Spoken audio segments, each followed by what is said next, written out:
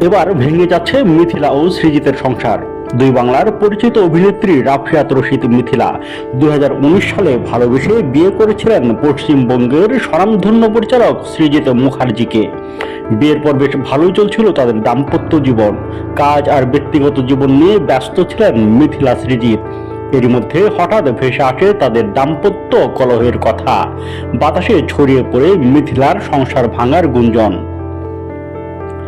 বিয়ের পর মেয়ে আয়রাকে নিয়ে বছরখানেক কলকাতাতে থিতুও হয়েছিলেন বাংলাদেশি অভিনেত্রী, কিন্তু সেসব এখন অতীত।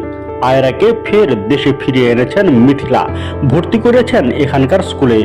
বর্তমানে মায়ের পরিবারের সঙ্গেই থাকছেন মিথিলা কন্যা।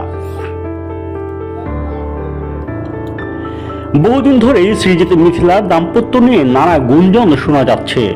সম্প্রতি সময়ে তাদের বিচ্ছেদের খবরও সংবাদের শিরোনাম হয়েছে। বৈবাহিক জীবনে এই তারকা দম্পতির মাঝে দূরত্বের সৃষ্টি হয়েছে, সেটা সৃজিতের জন্মদিনে আরো বেশি স্পষ্ট হয়েছে। গত 23শে সেপ্টেম্বর নির্মাতার জন্মদিনেও তার পাশে দেখা মেলেনি মিথিলার।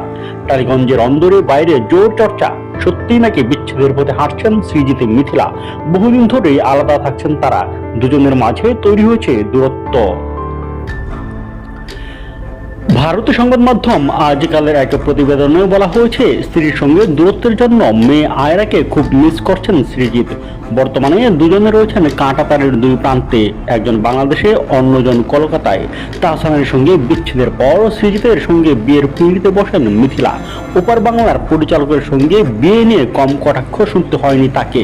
সেই সংসারেও শোনা যাচ্ছে ভাঙনের খবর।